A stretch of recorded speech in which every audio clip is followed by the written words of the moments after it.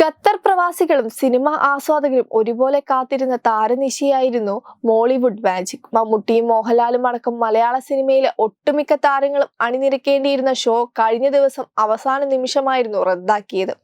March 7 വ്യാഴാഴ്ചയായിരുന്നു പരിപാടി നടക്കേണ്ടിയിരുന്നത്. എന്നാൽ ഷോയ്ക്ക് മണിക്കൂറുകൾക്ക് മുമ്പാണ് പരിപാടി റദ്ദാക്കിയതായി അറിയിക്കുന്നത്. പ്രൊഡ്യൂസേഴ്സ് അസോസിയേഷനു വേണ്ടി ധനശേഖരണാർത്ഥം താരസംഘടനയായ അമ്മയുടെ സഹകരണത്തോടെ ചേർന്ന് നടത്താനിരുന്ന പരിപാടിയായിരുന്നു മോളിവുഡ് മാജിക്. മമ്മൂട്ടി, മോഹൻലാൽ, ജയറാം, ദിലീപ്, പൃഥ്വിരാജ്, കുഞ്ചാക്കോ ബോബൻ, ബിജു മേനോൻ, വിനീത് ശ്രീനിവാസൻ, അർജുൻ അശോക്, ഇന്ദ്രജിത്ത്, നിഖില വിമൽ, ഹണി റോസ്, മല്ലിക സുകുമാരൻ, ശ്വേത മേനോൻ, രമേശ് പിഷാരടി, കലാഭവൻ ഷാജോൺ, ധർമ്മജൻ ബോൾഗാട്ടി, റിമി ടോമി എന്നിവർ പരിപാടിയുടെ ഭാഗമായിരുന്നു. താരനിശയ്ക്കായി ഷൂട്ടിംഗ് തിരക്കുകൾ മാറ്റിവെച്ചാണ് താരങ്ങൾ റിഹേഴ്സലിന് എത്തിയിരുന്നത്.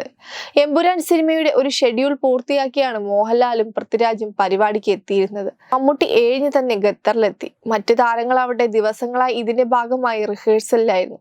റിഹേഴ്സലിന്റെ വീഡിയോ സോഷ്യൽ മീഡിയയിൽ വൈറലാവുകയും ചെയ്തിരുന്നു. നാദൃഷ, ഇടവേള ബാബു, രഞ്ജിത്ത് എന്നിവരായിരുന്നു ഷോ ഡയറക്ടർമാർ.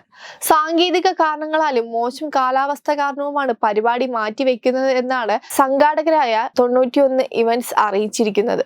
അപ്രതീക്ഷിത സാഹചര്യത്തിൽ ഒഴിവാക്കാനാവാത്ത കാരണങ്ങളാലാണ് ഷോ ഉപേക്ഷിച്ചതെന്നാണ് film producers association president Anto ജോസഫും പറഞ്ഞത്. നിർമ്മാതാക്കളും മറ്റു ചിലരും ഇപ്പോഴും ഖത്തറിൽ തന്നെയാണ്.